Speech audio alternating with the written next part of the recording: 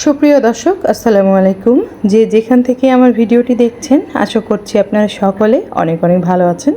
আজকের পর্বে তৈরি করে দেখাবো কিভাবে রেনেট ছাড়া ঘরে বসে মাত্র 2টি উপকরণ দিয়ে দামি চিজ বা মজারেলা তৈরি করবেন।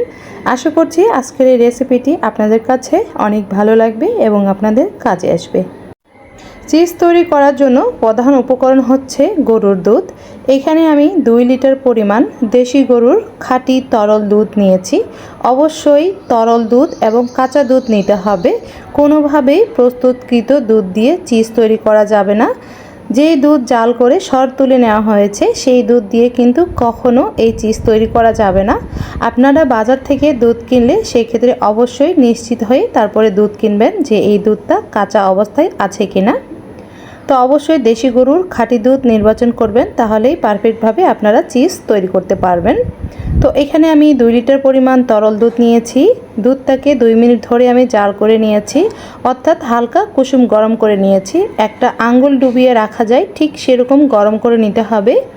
এরপর এখানে আমি হাফ কাপ পরিমাণ হোয়াইট ভিনেগার বা সিরকা অ্যাড করেছি। এরপরে জাস্ট আলতো হাতে নেড়ে দিলেই এই চিজটা কিন্তু তৈরি হয়ে যাবে।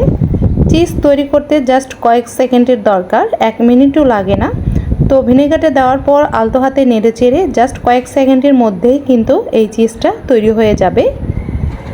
তো এখন এই চিজটা আমি একটা স্ট্রেনারের মধ্যে নিয়ে নিয়েছি এবং হাত দিয়ে এভাবে প্রেস করে করে এক্সট্রা পানিটা ঝরিয়ে নিচ্ছি।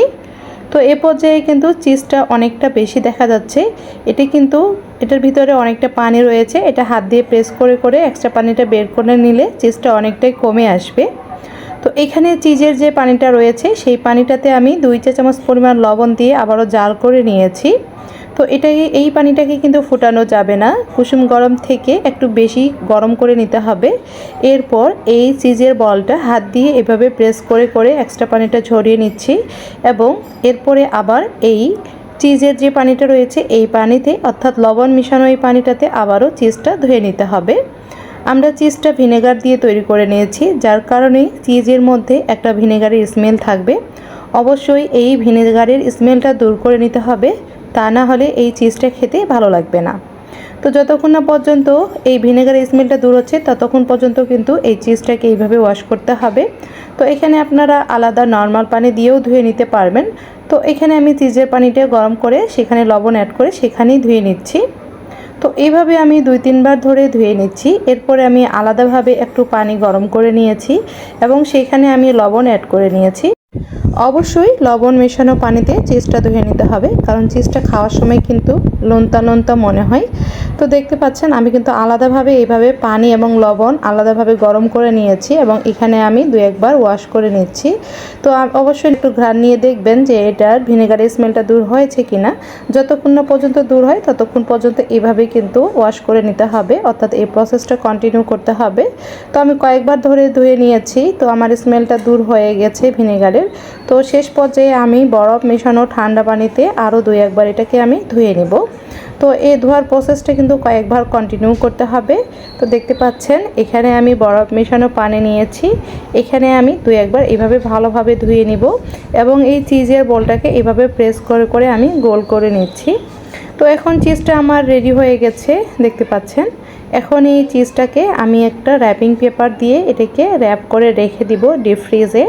চাইলে 2-1 ঘন্টা পরে আপনারা পরিবেশন করতে পারবেন। তো আমি এটা সারা রাতের জন্য রেখে দিচ্ছি, কালকে সকালে এটাকে বের করে আমি আপনাদের কেটে দেখাবো। তো এইভাবে একেবারে টাইট করে বেঁধে রেখে দিবেন, চিজের মধ্যে যেন কোনো প্রকার বাতাস না থাকে। তো পরের দিন আমি চিজটাকে বের করে নিয়েছি, দেখতে পাচ্ছেন এটা কতটা মসৃণ হয়েছে, আমি আপনাদের কেটে দেখাচ্ছি। তো এইভাবে যে কেউ টিপস অ্যান্ড ট্রিক্স ফলো করলে কিন্তু বাসায় ঘরে বসেই এই দামি চিজ তৈরি করে নিতে পারবে খুবই সহজে। বাজারে কিনতে গেলে কিন্তু এই চিজ অনেক টাকা লেগে যায়। তো আপনারা 2-1 লিটার দুধ কিনে এইভাবে কিন্তু বাসায় চিজ তৈরি করে নিতে পারবেন এবং এই চিজ বিভিন্ন খাবারে আপনারা পরিবেশন করতে পারবেন। চিজ দিয়ে যে কোনো খাবার তৈরি করলে সেটা কিন্তু খুবই খেতে ভালো লাগে এবং সেটা অনেক বেশি স্বাস্থ্যসম্মতও হয়। তো চিজটা কিন্তু আমি আপনাদের গ্রেট করে দেখিয়ে দিচ্ছি। এটা কিন্তু অনেক বেশি ঝরঝরে হয়েছে। আর এখানে আমি এক টুকরা চিজ নিয়েছি, দেখতে পাচ্ছেন। আমি আপনাদের তাওয়ার মধ্যে একটু মেল্ট করে দেখিয়ে দিচ্ছি। এই যে দেখতে পাচ্ছেন এটা কতটা রাবারি হয়েছে, কি সুন্দর এটা লম্বা হচ্ছে রাবারের মতো। আসলে চিজের ধর্মই এটা কিন্তু খুবই লম্বা হবে, একেবারে রাবারের মতো। এই যে দেখতে পাচ্ছেন। তো এরপর যে আমি আমার অবসর সময়ে কিছু হাতের কাজ অর্থাৎ বেবি ড্রেস আপনাদের কাছে শেয়ার করছি। সুতার শিল্প নামে আমার একটি ফেসবুক পেজ রয়েছে, সেখানে আমি সুতার তৈরি বিভিন্ন ধরনের হাতের জিনিস এবং ঘর সাজানো জিনিস সেল করে থাকি। আপনারা চাইলে আমার পেজটি ভিজিট করতে পারেন এবং আপনাদের কোনো জিনিস ভালো লাগলে অবশ্যই আমাদের কাছে অর্ডার করবেন। আমাদের ডেলিভারি সিস্টেম পুরো ক্যাশ অন ডেলিভারি। প্রোডাক্ট হাতে পেয়ে দেখে শুনে চেক করে তারপরে আপনারা পেমেন্ট করতে পারবেন এবং আপনাদের প্রোডাক্ট পছন্দ না হলে সেক্ষেত্রে আপনারা রিটার্ন করতে পারবেন। তো আমরা কোনো প্রোডাক্ট সেল করি না, আসলে আমরা বিশ্বাস সেল করে থাকি। যারা আমাদের কাছে অর্ডার করেছে তারাই বুঝতে পারবেন। তো এই বেবি ড্রেসগুলো বাচ্চাদের জন্য গরমে কিন্তু খুবই আরামদায়ক এবং কমফোর্টেবল। আপনারা চাইলে কিন্তু আপনার বাচ্চার জন্য এখনই অর্ডার করে নিতে পারবেন। আমরা কিন্তু বিভিন্ন সাইজ বিভিন্ন ডিজাইন কাস্টমাইজ করে বানিয়ে দিই। তো বাচ্চাদের এই বেবি ড্রেস সহ আরও অন্যান্য অনেক জিনিস আমরা পেজের মাধ্যমে সেল করে থাকি। Table mat, table runner, wall hanging, doorbell ইত্যাদি অনেক জিনিস আমরা সেল করে থাকি। আপনারা অবশ্যই পেজটি ভিজিট করবেন, তাহলে বুঝতে পারবেন। তো আজকে এ পর্যন্তই। সবাই ভালো থাকবেন, সুস্থ থাকবেন। আপনারা ড্রেসগুলো কন্টিনিউ করুন।